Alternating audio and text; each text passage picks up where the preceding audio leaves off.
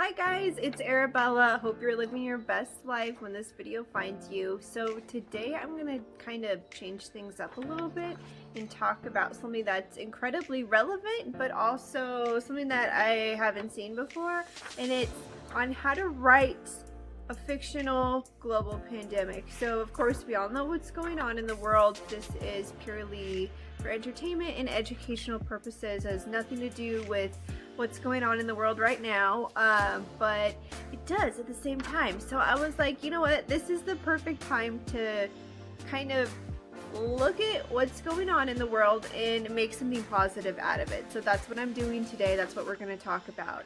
So this is for a zombie thing, a not zombie thing. It's whatever kind of virus thing you want to go for in your story. Yeah, so I'm really excited about this one. So the first thing that you're going to want to start with is obviously the virus. So what type of virus are you going to have? I would definitely do some of your own research on what viruses are, how they work, if it's something that, you know, is it an actual virus? Is it something that has a spore? Spores are extremely hard to kill. And there's a lot about viruses that is definitely going to play into this type of thing. So what kind of virus? Is it a respiratory virus? Is it a zombie virus? Is it a virus that turns you into a bunch of little Pikachus? Or, you know, a bunch of little Pikachus. I honestly would love that, okay? Anybody out there is listening? It doesn't matter. You could have people turned into vampires. I saw the show once that it was like a virus that like turned people into these crazy vampires. It was called the Strainer. I don't know, it was terrifying. I hate zombies, by the way. I can't do it. I hate them. They give me nightmares. I am not prepared, okay?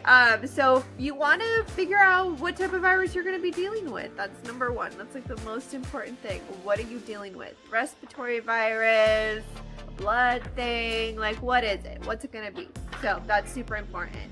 The next thing that you want to do is find an origin for the virus. Where did it come from? Did it crawl out of a lab?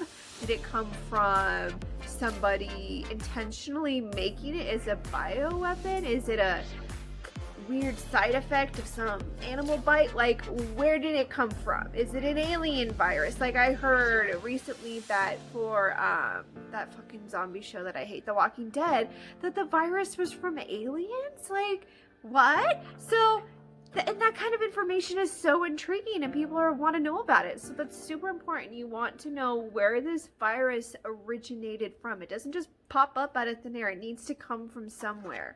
So that would be my next step. And some side note that I wanted to say that I found a very human way of creating a virus is like you can have a character who's like a scientist or something and they're trying to fix some kind of ailment that us as humans have that's uncurable, let's say HIV or something, and they have like a loved one that is dying of it or struggling with it. That gives so much internal conflict for this character to make bad decisions, right? Because that's what we want. We want them to be making stupid decisions based off of their own needs and misbeliefs and whatnot. So in this type of story and scenario, it's very understandable to have a protagonist want to help people and also someone they love deeply with trying to help them, and it just goes to shit really fast. So, speaking of going to shit really fast, that needs to happen like extremely quickly after all of this is sort of kind of decided. So whether it comes from a lab, whether it comes from a bite or it's aliens or whatever, there needs to be some progression of how it gets from its normal state here to like infecting the world over here. There's a series of events that have to occur to get it from where it is to where you want it to be, and where you want it to be is to be all over the world ravaging, you know, your characters. Where does it start? Like, it depends on, you know, the world you've set up. If you're just doing a city or something like that, you kind of have to be aware of your world building and how your world is set up. Only you can know how that's going to work, but it has to travel. You know, even if this is all backstory, have at least some type of notion in the back of your mind that you know that it started at A, it went to B, to C, to D, and to all the others, and then it got to where it is when the book starts. That's how it is. You want to know how it got to where it got to. So another thing to consider is how does a person get this? So in zombies, typically it's a bite, or they like spit their blood at your face and it gets in your eyeball or something like that. You gotta have to make up those rules, right? So in some zombie movies, if it's blood spit gets in your mouth or something, then you turn into one. Some it doesn't. So you need to establish those rules, and you better stick with those rules.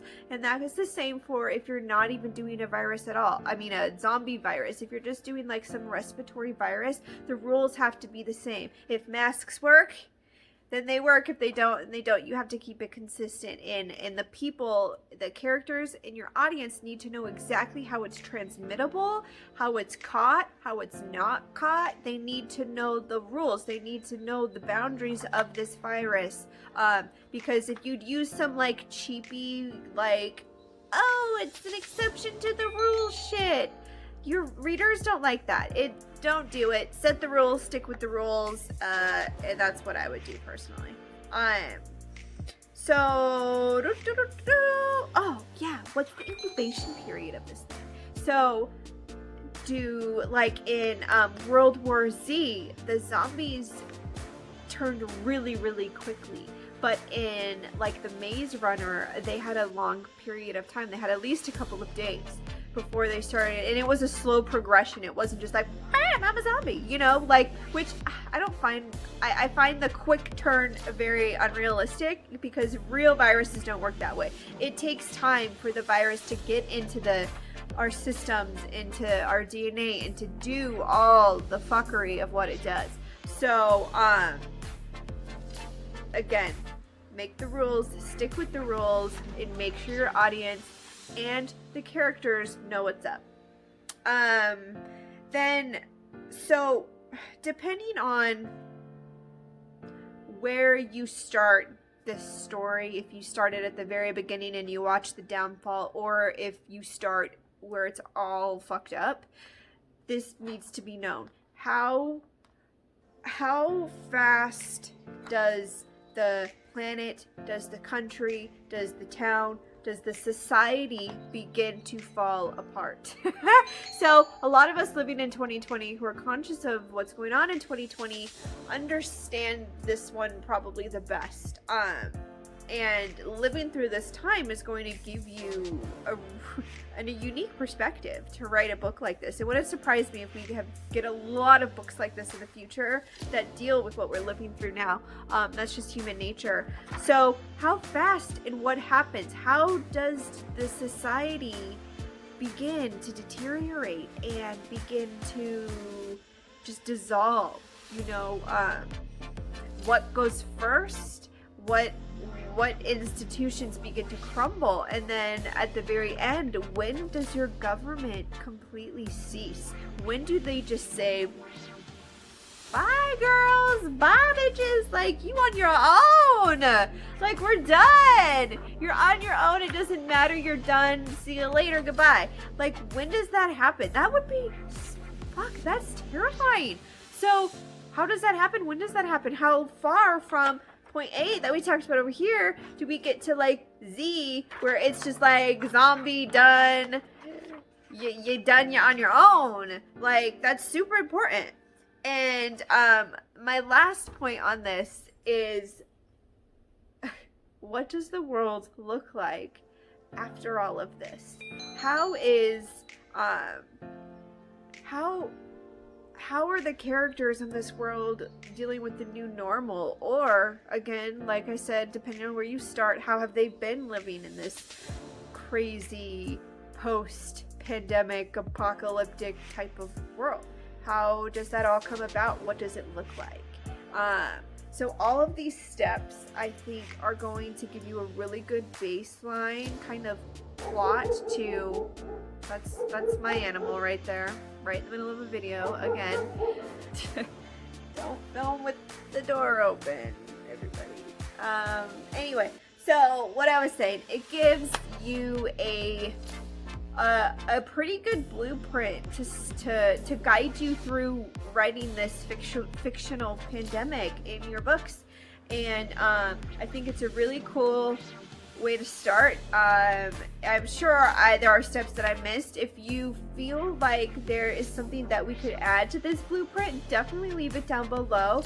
And I did also write a whole blog post about this, so that goes into way more detail because I didn't want to make this video too long, because you can really get into a lot of detail, especially about how viruses work and how they get into the body and all the different types of things that can happen with that and all the different ways. So if you want to know a lot more detailed, like step by step, kind of how I laid out here, but just more in depth, head over to the blog. It's over there. I'll have it linked below, of course. And yeah, I think this is great. This is a little something new that I'm doing. I've done a lot of the character based writing of my stuff, so now I'm gonna do like bigger picture kind of stuff. So I thought it was fitting, and then yeah, my next one is gonna be really fun. I'm super excited, and you know, make sure to follow and subscribe and hit the bell so you can get notified when I post next. And I just thank you so much for your support and for sticking in there with me. Join the army, and I will see you guys on the next one. Bye.